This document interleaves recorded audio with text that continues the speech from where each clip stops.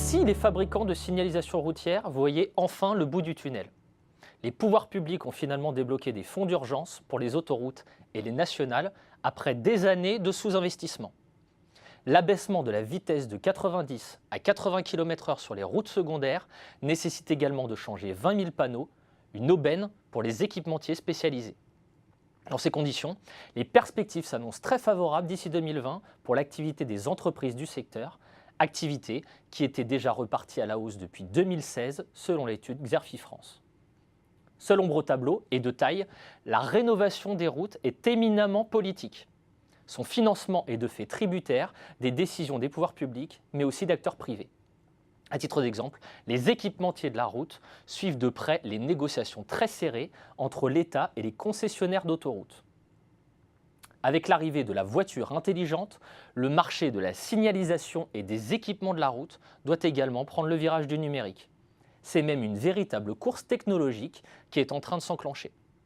Une course technologique qui mettra les équipementiers aux prises avec d'autres acteurs privés, comme par exemple les constructeurs ou les groupes IT, dotés d'une force de frappe bien supérieure. Dans ces conditions, les fabricants devront développer des solutions innovantes. Déjà, certains proposent des dispositifs nouvelle génération, comme les panneaux alimentés par l'énergie solaire et équipés de LED capables d'afficher plusieurs niveaux de vitesse.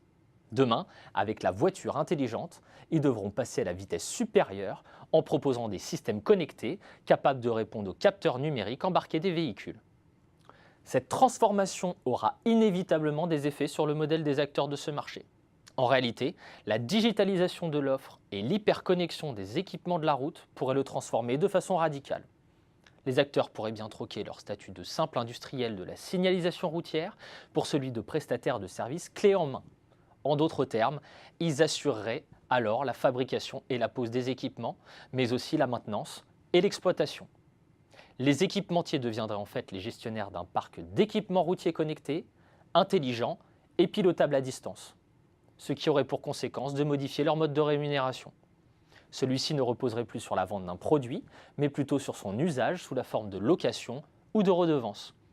De quoi assurer des revenus plus réguliers aux opérateurs qui pourraient alors s'affranchir des décisions d'investissement des pouvoirs publics.